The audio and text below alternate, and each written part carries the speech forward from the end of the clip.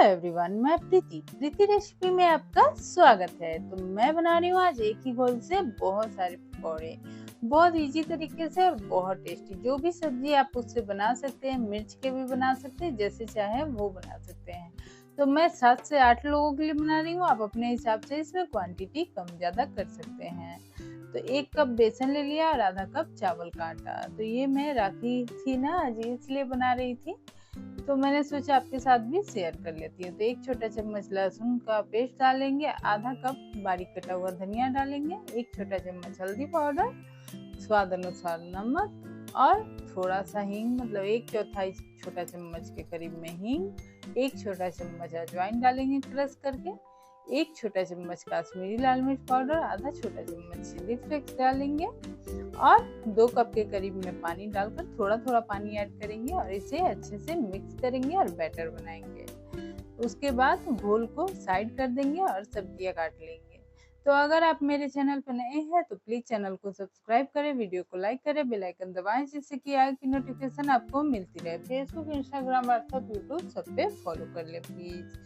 तो ये घोल थोड़ा सा भी गाढ़ा है, तो थोड़ा थोड़ा मैं पानी ऐड करके इसे घोल को तैयार कर रही हूँ। घोल को बहुत ज़्यादा पतला भी नहीं करना, इतना मतलब रखना है कि जो जब सब्जी को इसमें डिप करें तो अच्छे से कोट हो जाए। बहुत मोटा भी उसमें नहीं लगे, नहीं तो वो पकौड़े अच्छे नहीं बनेंगे। इस तरह से घोल तैयार हो गया। थोड़ा सा पानी और ऐड होगा इसमें, तो थोड़ा सा मैंने और ऐड कर लिया है। इस तरह से इसे मिक्स कर लेंगे और साइड कर लेंगे।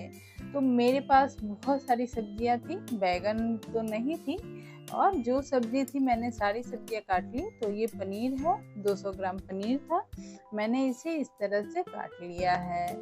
फिर क्या मतलब केले थे, लौकी थी जिसे हम लोग कद्दू बोलते हैं, तो वो लौकी भी थी। तो पनीर को इस तरह से काट लेना है, देख सकते हैं। इसे पतला भी काट सकते हैं, इसको 3 स्लाइस में भी काट सकते हैं, लेकिन मैंने 2 ही काटा है।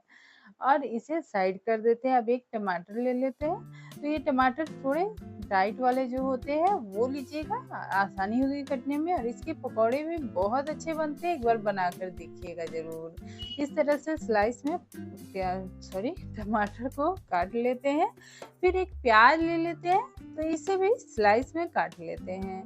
तो मुझे रख के काटने में दिक्कत हो रही थी, इसलिए मैं हाथ में ही ऐसे काट ले रही हूँ। पतले पतले स्लाइस काट लेंगे, तो इसके भी पकौड़े बहुत अच्छे बनते हैं। एक बार बनाकर देखिएगा।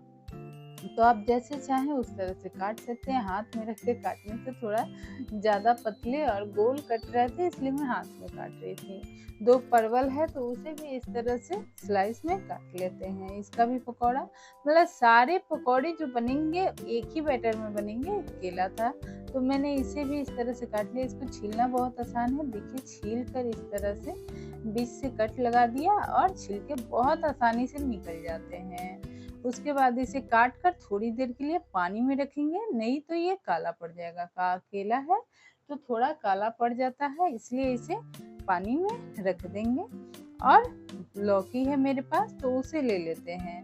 तो लौकी मैंने काटा तो थोड़े से वो बीज से अच्छे से कटे नहीं तो बहुत अच्छे कटते भी हैं और बनते भी। ऐसे बीज से तो उससे कोई दिक्कत नहीं थी, बने भी बहुत अच्छे थे।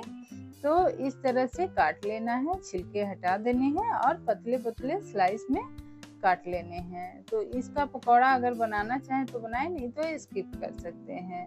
बहुत सारी सब्जियां हैं तो भी बना सकते हैं, बहुत कम सब्जियां हैं तो भी बना सकते हैं। किसी भी चटनी के साथ इसे खाकर एंजॉय कर सकते हैं। बरसात का समय है, तो इस समय में बनाइए और एंजॉय कीजिए। इस तरह से लौकी को काट लेते हैं। फिर मैंने क्या किया कि 4 आलू को छिलके छील लिए थे, 4 आलू के छिलके छील लिए थे, और इसे इस तरह से पतले स्लाइस में काट लेंगे। तो बहुत मोटा नहीं काटेंगे, नहीं तो ये पकने में बहुत टाइम लगेगा और ऊपर से मसाला जल जाएगा। तो इसे इस तरह से काट लेंगे ताकि ये अच्छे बने भी और मतलब कि पक भी जाए। इसे भी थोड़ी देर पानी में रख देंगे और फिर क्या करेंगे, ये मेरे पास 2 गोभी के टुकड़े थे, तो इसे भी छोटे छोटे टुकड़ों में काट लेते हैं। इसके भी पकौड़े बहुत टेस्टी बनते हैं। तो इसे बस काट लेंगे और मसाले के घोल में डालकर तल लेंगे। तो छोटे-छोटे काटेंगे इस तरह से, ताकि ये अच्छे से पक जाए, क्योंकि गोभी को पकने में थोड़ा टाइम लगता है और छोटे-छोटे बनते हैं तो थोड़ा क्रिस्पी बनते हैं। तो इसे गर्म पानी में इस तरह से रख देंगे, ताकि जो भी कीड़े वगैरह हो वो निकल जाए। तो इसे साइड कर देते हैं और इधर जो सारी सब्जियां मैंने तैयार कर ली है, तो उसी में गोभी भी साफ हो गया था अच्छे से, तो इसे रख देते हैं। आलू को मैंने उसी में छोड़ दिया बर्तन में। अब एक कढ़ाई ले लेते हैं, उसमें सरसों का तेल गर्म कर लेते हैं। तो जो भी आप कुकिंग ऑयल पसंद करते हो आप वो ले सकते हैं। मैं सरसों के तेल में बना रही हूँ, इसमें फ्लेवर काफ़ी अच्छा आता है। तो आप जिसमें बनाना चाहें उसमें बना सकते हैं। बैटर को थोड़ा सा मिक्स करके देख लेते हैं, तो बैटर एकदम परफेक्ट है। और अब एक-एक सब्जी करके डालेंगे। तो टमाटर को डालकर और क्या करेंगे, तेल जब गर्म हो जाएगा तो उसमें डाल देंगे। प्याज को जैसे एक बार में सारी सब्जियां डाल देते हैं उस तरह से नहीं, प्याज को एक-एक करके डालें, नहीं तो वो टूट जाता है, क्योंकि उसमें से वो क्या होता है ना, अलग-अलग हो जाते हैं। तो एक-एक करके डालें। तो मैं सारी सब्जियां एक-एक करके आपको दिखा दे रही हूँ, इससे कोई दिक्कत नहीं होगी। ये आराम से मीडियम फ्लेम पे अच्छे से तल जाएगी, मतलब क्रिस्पी भी हो जाएगी और तल भी जाएगी अच्छे से। तो इसी तरह से सारी सब्जियों को डुबो लेना है मसाले में और इन्हें तल लेना है। तो इसे चावल दाल के साथ मैंने दिन में बनाया था। और देखिए, प्याज को बहुत ध्यान से इस तरह से डुबोना है, नहीं तो उसके लच्छे अलग हो जाएंगे। तो एक प्याज का लच्छा उस तरह से थोड़ा सा अलग हो गया था, लेकिन मसाला इस तरह से था तो कोई दिक्कत नहीं हुआ। दूसरा मैं डालकर दिखा दे रही हूँ, कोई परेशानी नहीं होगी। प्याज के पकौड़े भी इस तरह बहुत अच्छे बनेंगे। तो सारे पकौड़े इस तरह से डाल देने हैं, आलू भी डाल देने हैं। और केला मैं भूल गई थी, तो वो मैं बाद में बना लूँगी। जब मैंने बना लिया तब देखा कि केला मैं भूल गई हूँ। इसे उलटते-पलटते हुए एकदम क्रिस्पी कर लेंगे, लाल कर लेंगे और अंदर से पक भी जाएगा। इसे मीडियम फ्लेम पर पका रही हूँ मैं। तो इस तरह से ये तैयार हो जाएगा। और जो भी पकौड़े बनाने हैं आप इसी तरह से तैयार कर लें। तो इसे क्या किया मैंने, दिन में चावल दाल के साथ बनाया, क्योंकि बच्चों को बहुत अच्छा लगता है। सुबह में मैंने क्या किया था कि सिंपल सा मटर पनीर बना दिया था ब्रेकफास्ट में, और पूड़ी और साथ में खीर बनाई थी सिंपल वाली। तो इस तरह से आज का दिन, मतलब आज का खाना हो गया, नाश्ता हो गया।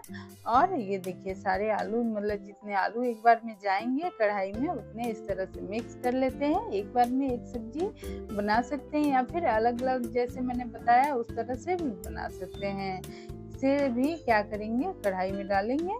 तो चूल्हे को मैंने एकदम लो फ्लेम पे रखा है, ताकि तेल बहुत ज़्यादा गर्म ना रहे और जो पकौड़े अंदर जाए तेल के अंदर तो वो जले नहीं। फिर इसे मीडियम फ्लेम पे कर देंगे। और ये सारे पकौड़े मैं तोड़कर आपको दिखा दे रही हूँ।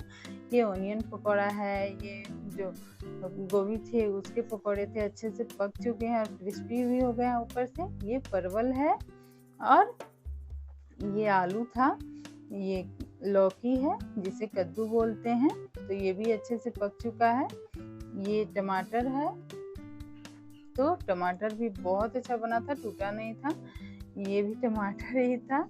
और ये आलू है, ये भी अच्छे से पक चुका था। तो इसी तरह से सारे पकौड़ों को तैयार कर सकते हैं। ये पनीर है, तो ये भी बहुत अच्छा बना था। तो देखिए एक ही मसाले से कितने सारे पकौड़े तैयार हो गए। एक बार मैं केले के पकौड़े तैयार कर लेती हूँ। तो ये आलू वाले तैयार हो गए थे, इसे निकाल लूँगी और केले के पकौड़े तेल में डाल दूँगी, तो वो भी इसी तरह से तैयार हो जाएंगे। तो आप एक बार इस तरह से बनाइएगा ज़रूर, क्योंकि बहुत टेस्टी और बहुत इजी सी रेसिपी है। बस थोड़ा सा तेल ज़्यादा हो जाता है। तो क्या होता है ना कि कभी-कभी व्रत त्योहार या फिर कोई फेस्टिवल हो, त्योहार और फेस्टिवल तो एक ही हुआ, तो उसमें बनाने का अलग ही मज़ा है। बच्चों को भी बहुत पसंद आता है। तो मैंने सिंपल तरीके से बनाया। तो देख सकते हैं सिंपल वाली दाल, ऊपर से घी डाला और पकौड़े डालेंगे और साथ में मटर पनीर की सब्जी। तो इस तरह से तैयार हो गई मेरी थाली आज की। और अगर आपको वीडियो मेरी थोड़ी भी अच्छी लगी तो please like share subscribe follow सब कर दीजिएगा। और कल फिर मिलेंगे नई रेसिपी के साथ। तब तक के लिए थैंक यू सो मच, धन्यवाद, बाय बाय, टेक केयर। सारे बोलिए जय श्री राम।